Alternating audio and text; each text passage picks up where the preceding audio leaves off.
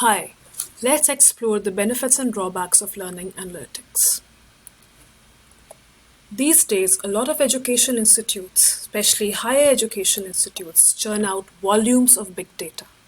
So, what is big data for a higher education institution?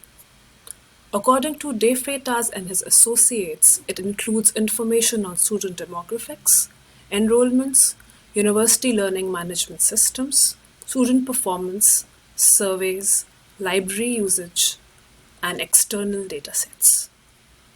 The collection, analysis, and reporting of big data to predict and understand student behavior and learning is known as learning analytics. So let's dive into the benefits of employing learning analytics for higher education institutions. The biggest advantage, as you can guess it, is improving retention through predictive analytics and improving enrollment as well as graduation rates among students.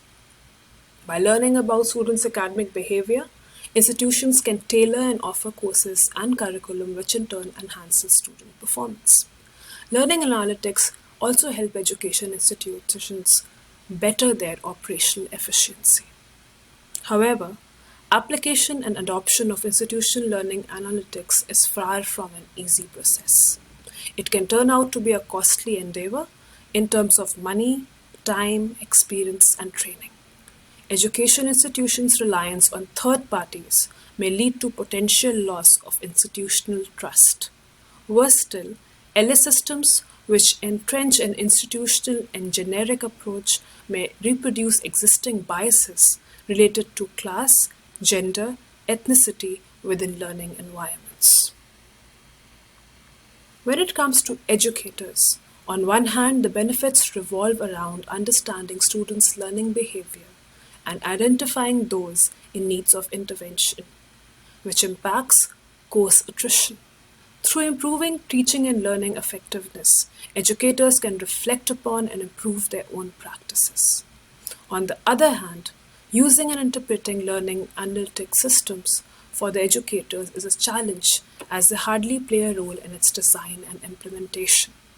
Therefore, formal training is required for them to turn data literate and competent. As LA leaves little room for individuality and innovation, instructors may feel that it intrudes upon their autonomy and authority. Now we look at the most critical group of stakeholders, which are the students. Research in the realm of learning analytics show a lot of potential benefits ranging from opportunities for adaptive and self-regulated learning, personalized learning environment, personalized assistance in the form of feedback which helps students make informed decisions, early intervention for at-risk students, and improvement in communication skills as well as health benefits. Drawbacks also are aplenty, such as infringement of privacy around misuse of personal data. Students face threat to their intellectual freedom in the form of intrusive advising that LA propagates. Learning analytics fosters skewed power relationships by undermining learner autonomy and taking away their voice. Faulty diagnosis could lead to inefficiency and demotivation among learners. Not only that, LA tools such as the dashboard may lead to information overload and potential stress for students. Well, we have all been there making sense of and checking my courses for grades and progress.